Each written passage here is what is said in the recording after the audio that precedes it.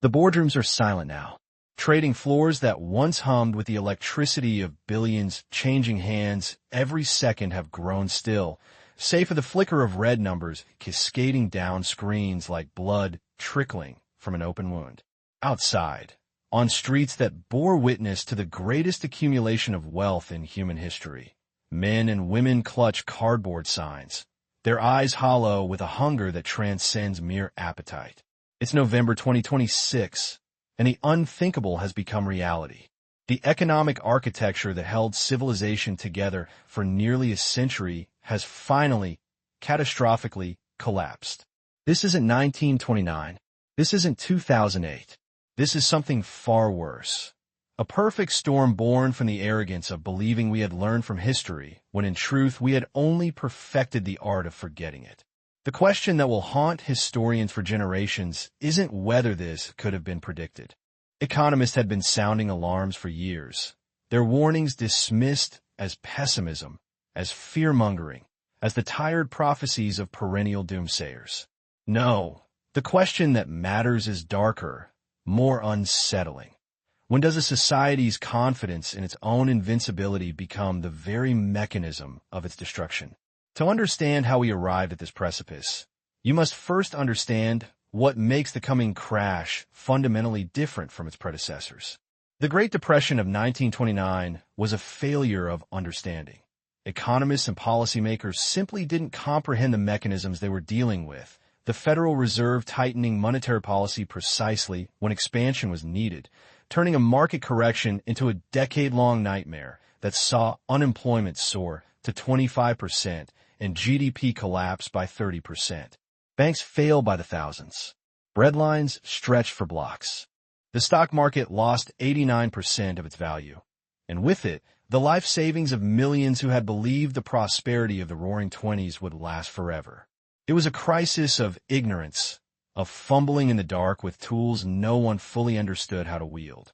The response was slow, confused, often counterproductive. The Smoot-Hawley Tariff Act strangled international trade, each nation retreating behind walls of protectionism, turning a national crisis into a global catastrophe. But here's the critical detail. When it began, America's national debt was manageable, roughly 32% of GDP. The government still had room to maneuver, still possessed the capacity to borrow its way toward recovery, even if it took a world war to finally achieve it. The 2008 financial crisis was different, a failure not of understanding, but of greed disguised as innovation. This time, the architects knew exactly what they were building, a house of cards constructed from subprime mortgages, bundled and rebundled into securities so complex that even their creators couldn't fully comprehend their contents, then stamped with AAA ratings and sold to pension funds, retirement accounts, to anyone foolish enough to believe that housing prices could only ever rise.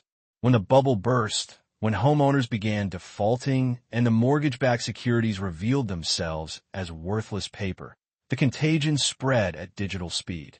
Lehman Brothers collapsed in a single weekend. Bear Stearns vanished. AIG teetered on the brink. The Dow Jones plummeted 53%. $6.6 trillion of shareholder value evaporated in the span of months. Unemployment doubled to 10%. Millions lost their homes, their savings, their futures. But even in that darkness, there was a lifeline. The government could still act. The Federal Reserve had tools at its disposal, interest rates to cut, quantitative easing to implement. The Treasury could orchestrate bailouts, could inject trillions into failing institutions under the doctrine of too big to fail. It worked after a fashion.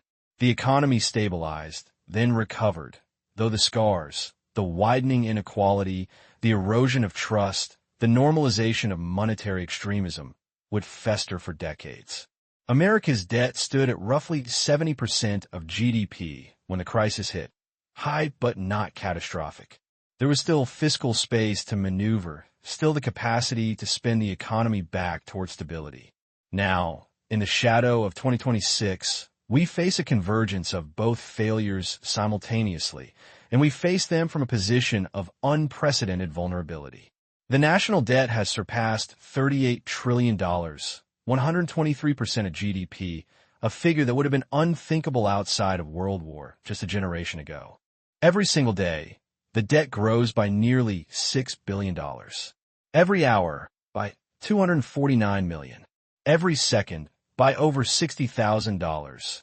A relentless accumulation that has transformed from concern to crisis to inevitability. Interest payments alone now exceed $1.2 trillion annually, consuming 17% of all federal spending, more than the entire defense budget, more than Medicare, more than anything except Social Security. And those rates are climbing. Just 4 years ago, the government paid an average interest rate of 1.61% on its debt. Today, it pays 3.36% and rising. When the crisis hits, when investors lose faith, those rates will spike further, creating a vicious cycle. Higher rates mean higher payments, mean larger deficits, mean more borrowing, mean even higher rates. This is the debt trap that has consumed nations throughout history, and America is walking into it with eyes wide open, convinced that its status as the world's reserve currency makes it somehow immune to the mathematics of insolvency. If stories like this fascinate you, consider leaving a like. It helps bring more hidden chapters of economic truth to light. But the debt is merely one thread in a tapestry of systemic fragility. Consider the economic indicators that economists watch with growing alarm. J.P. Morgan Chase, America's largest bank, now places the odds of a recession by 2026 at 40%, and CEO Jamie Dimon, a man whose economic opinion serves as a barometer for Wall Street, refuses to rule it out entirely despite GDP growth that on paper looks healthy. Mark Zandi, chief economist at Moody's Analytics, sees those odds as nearly 50-50, with the period of maximum vulnerability running from late 2025 through early 2026, precisely when the compound effects of current policies will reach critical mass. The unemployment rate, currently at 4.3%, is projected to climb to 4.6% by mid-2026, with job growth collapsing to just 49,000 positions per month, less than half the current pace and barely enough to keep up with population growth. These aren't the harbingers of healthy correction. These are the warning signs that precede collapse. Then there are the tariffs, those blunt instruments of economic nationalism that history has shown us, again and again, lead only to mutual impoverishment. When President Trump announced sweeping tariffs on virtually all major trading partners in what he called Liberation Day, markets responded with a violence not seen since 2008. The Dow Jones plummeted more than 2,000 points in a single day, then repeated the performance the next day. The first time in history the index has shed more than 1,500 points on consecutive days. $6.6 trillion in shareholder value vanished in 48 hours, nearly matching the $8 trillion lost over an entire year during the 2008 crisis. The message for markets was unambiguous. This path leads to ruin. Yet the tariffs remain, raising consumer prices, choking off trade, inviting retaliation from partners who have their own economic weapons to deploy. Economists at Morningstar now see recession risk at 40 to 50%, warning that the tariffs represent a self-inflicted economic catastrophe that could permanently reduce U.S. real GDP and living standards. They've slashed their growth forecasts by more than a full percentage point over the coming years. Others warn that if maintained, the tariff regime could trigger not just recession but stagflation, that toxic combination of stagnant growth and persistent inflation that paralyzed the economy in the 1970s and has no easy policy remedy. The comparison to the Great Depression grows more unsettling when you examine the underlying causes. Like the 1920s, we've experienced a prolonged period of loose monetary policy that inflated asset prices across multiple sectors. The Federal Reserve, in its effort to stimulate the economy following the 2008 crisis and later the COVID-19 pandemic, kept interest rates near zero for years and pumped trillions into the financial system through quantitative easing. This created an environment where speculation flourished, where risk was mispriced, where the search for yield drove investors into ever more precarious positions. Housing prices soared. Stock valuations reached nosebleed levels. Corporate debt ballooned. The entire financial architecture became dependent on the continuation of easy money, an addiction that could not be sustained indefinitely. When the Fed finally began raising rates to combat inflation, it set in motion the unwinding of positions that had been predicated on rates staying low forever. Just as the Fed's tightening in the late 1920s helped trigger the 1929 crash, the current cycle of rate increases, while necessary to combat inflation, is straining a system that has become structurally dependent on monetary largesse. But unlike 1929, when the economy was overbuilt but the government's balance sheet was clean, and unlike 2008, when the financial system collapsed but fiscal stimulus remained possible, we now face a crisis with our ammunition already spent. The federal deficit in fiscal year 2025 reached $1.8 trillion, one of the largest in American history outside of world wars or acute emergencies.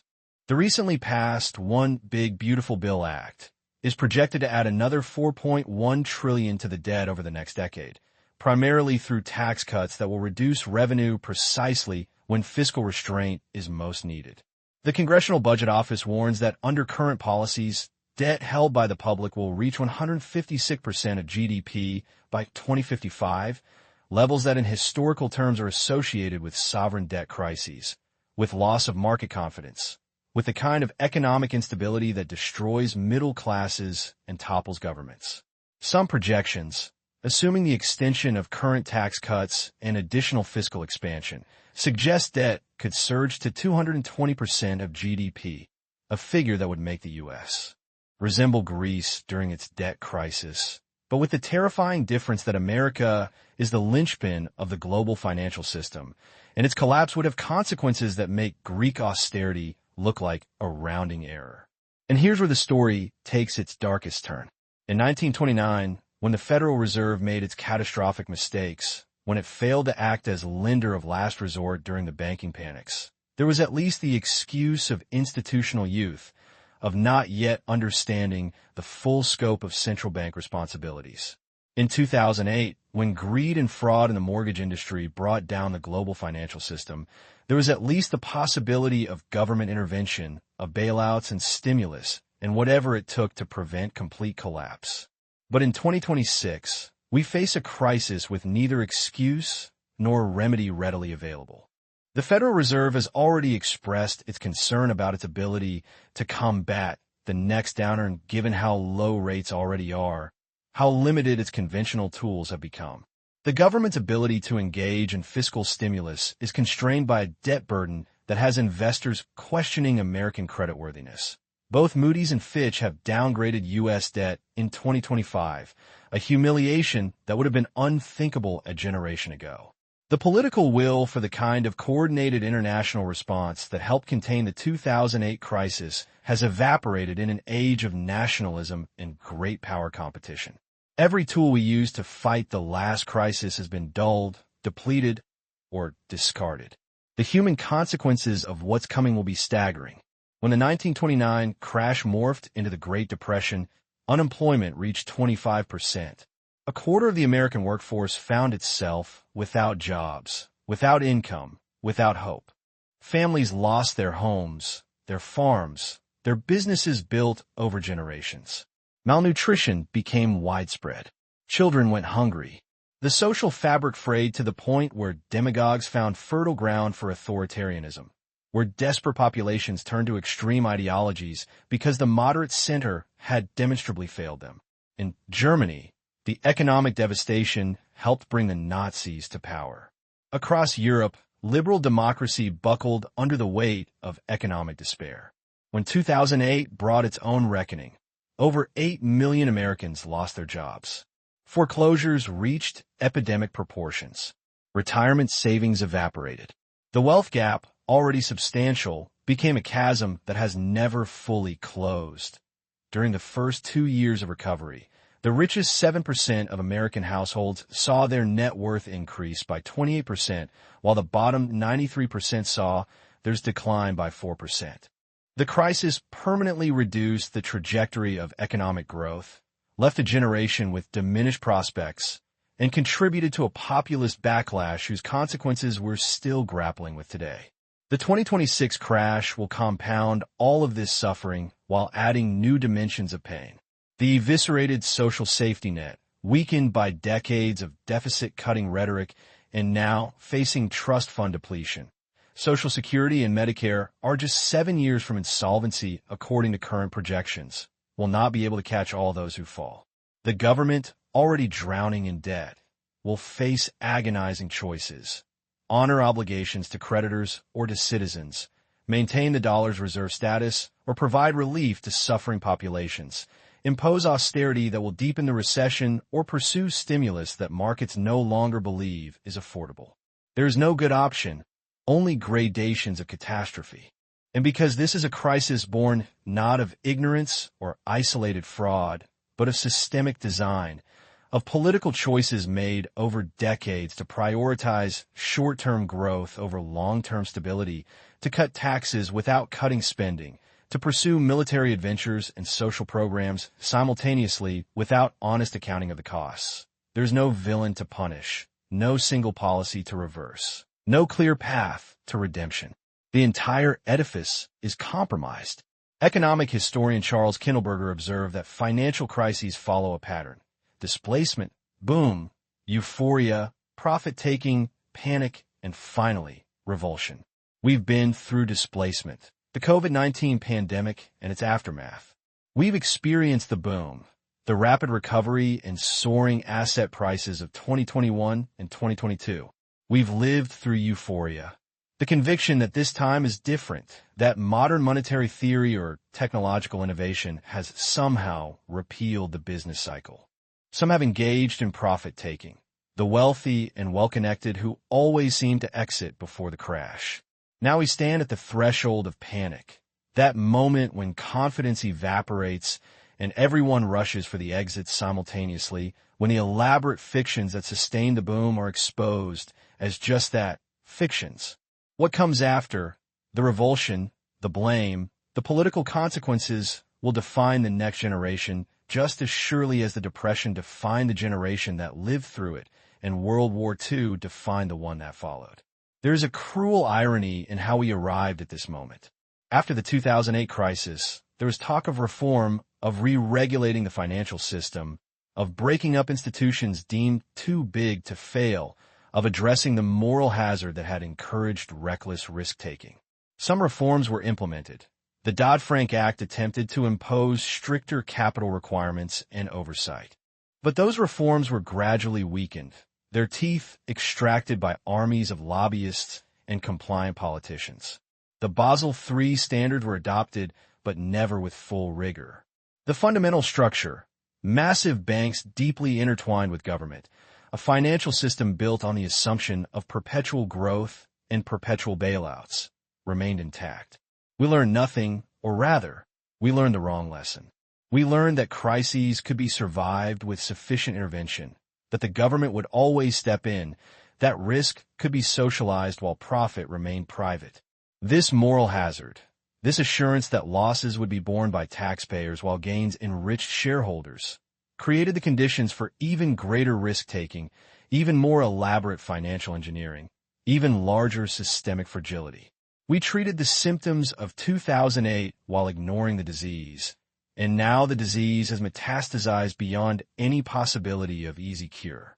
Consider the real estate cycle, that 18-year pattern that economist Fred Fold very identified and used to predict, back in 1997, the 2008 crash with eerie accuracy. The cycle exists because of how we subsidize land values, through cheap credit, through zoning policies that restrict supply, through tax incentives that encourage speculation. Real estate booms drive economic expansion, but they inevitably become detached from fundamentals. Prices rising not because of increased productive capacity, but because of speculative fever, the belief that prices will keep rising simply because they have been rising. Then comes the inevitable correction, the realization that prices have far outpaced what people can actually afford to pay, and the correction cascades through the economy, because so much of our financial system is predicated on real estate values. We saw it in the 1920s. We saw it in 2008. And now, right on schedule, we're seeing it again. Housing prices in many markets have reached levels that are simply unsustainable relative to median incomes. The rental market is strained to breaking. Commercial real estate, particularly office space in the age of remote work, is facing a reckoning that could trigger failures of regional banks that hold those mortgages. The cycle is repeating, but this time we lack the fiscal or monetary capacity to contain it when it breaks. The global dimension adds another layer of fragility. In 1929, the gold standard transmitted the American Depression to the rest of the world. Each nation forced to tighten monetary policy to maintain their currency pegs, turning a localized crisis into a global catastrophe. In 2008, the interconnection of global financial markets meant that American mortgage problems became European banking crises, that the collapse of Lehman Brothers sent shockwaves through Asia. But in 2026, the architecture of global trade and finance has become even more complex and more fragile. China, the world's second-largest economy, faces its own crisis of over-leveraged real estate, aging demographics, and slowing growth. Europe struggles with energy security, with the lingering effects of the pandemic, with political fragmentation that makes coordinated response difficult. Japan continues its decades-long battle with deflation and debt. Emerging markets, having borrowed heavily in dollars during the era of low interest rates, face the prospect of currency crises when those debts come due and dollars become scarce. When America sneezes, the world catches pneumonia. But now America isn't sneezing, it's having a heart attack, and there's no external force capable of providing the defibrillation needed to restart the global economic system. The political consequences may prove even more destabilizing than the economic ones. The Great Depression gave rise to the New Deal in America, but it also gave rise to fascism in Europe, to militarism in Japan, to a global conflagration that killed 70 million people. The 2008 crisis contributed to Brexit, to the rise of populist movements across the democratic world, to a fracturing of the post-World War II consensus that had maintained relative peace and prosperity.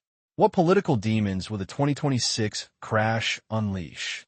In a world already riven by partisan hatred, by conspiratorial thinking, by the erosion of faith in institutions and expertise, economic catastrophe will provide fuel for every demagogue, every extremist, every force that sees chaos as opportunity.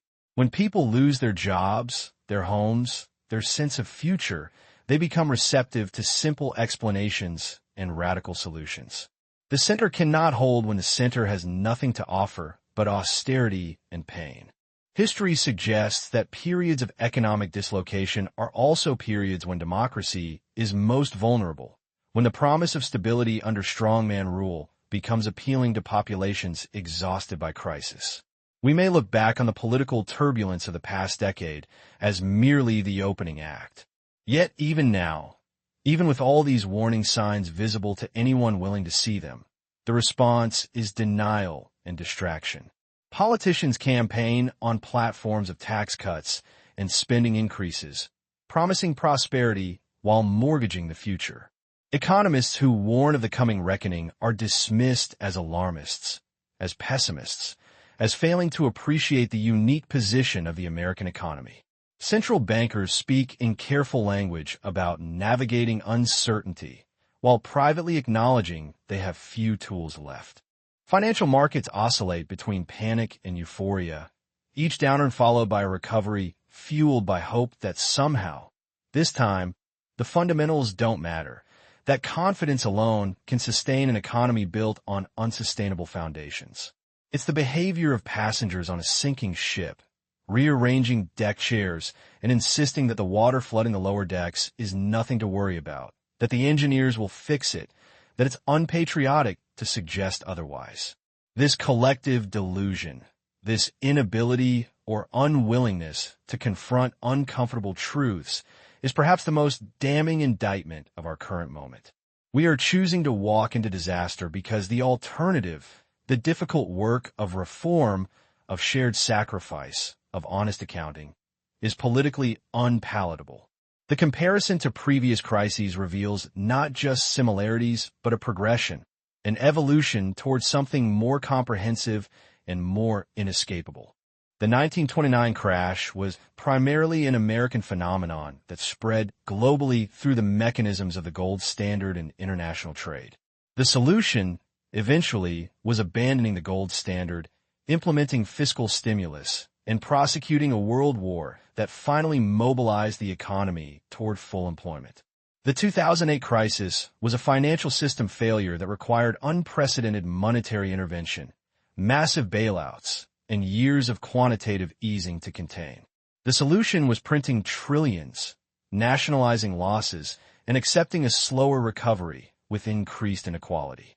But 2026 presents a crisis for which there is no clear solution because the crisis is not in a sector of the economy or a policy mistake, but in the entire system's architecture. The debt is unsustainable.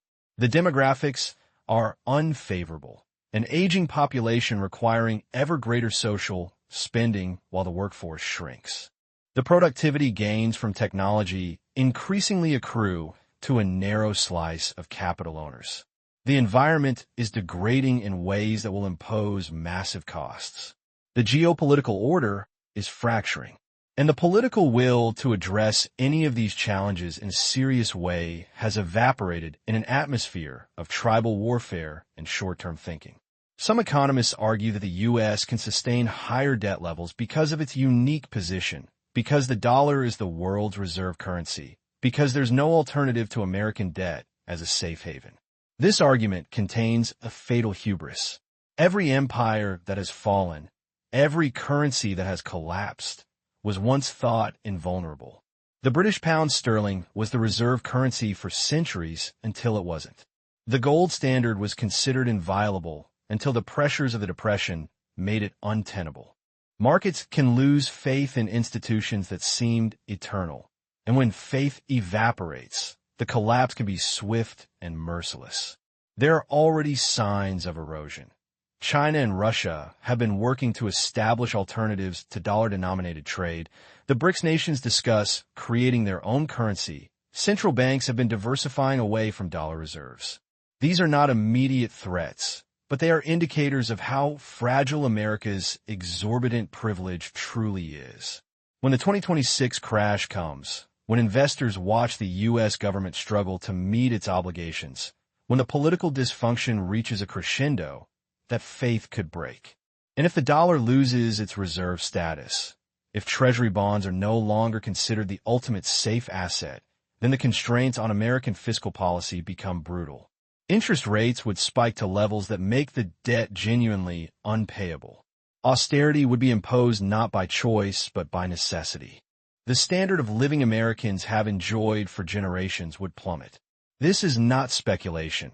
It's what happens to every nation that loses the confidence of global markets. What makes this moment so dangerous is the simultaneity of crises. It's not just the debt. It's not just the tariffs. It's not just the real estate cycle or the aging demographics or the climate pressures or the geopolitical tensions. It's all of these converging at once, each feeding the others, each removing one more option from the menu of possible responses. The debt constrains fiscal policy precisely when fiscal stimulus might be needed. The tariffs choke trade precisely when global coordination is essential. The political polarization prevents the kind of unified response that previous crises eventually produced. The loss of faith in institutions and expertise means that even sensible policies face insurmountable opposition from populations convinced that any proposal must be a conspiracy. We have built, through decades of choices large and small, a system that is optimized for growth in good times, but catastrophically fragile when tested. And the test is coming. History offers a grim lesson about how societies respond to this kind of comprehensive failure. The 1930s saw the collapse of democracies across Europe, the rise of totalitarian ideologies that promised order and purpose to populations traumatized by economic chaos. The human cost was measured not just in unemployment and poverty, but in concentration camps, in industrial-scale warfare, in genocide. We like to think we've evolved beyond such horrors, that modern institutions and norms provide safeguards against descent into barbarism. But those institutions and norms are themselves products of the prosperity and stability of the post-World War II era. When that stability fails, when prosperity evaporates, the thin veneer of civilization can crack with shocking speed.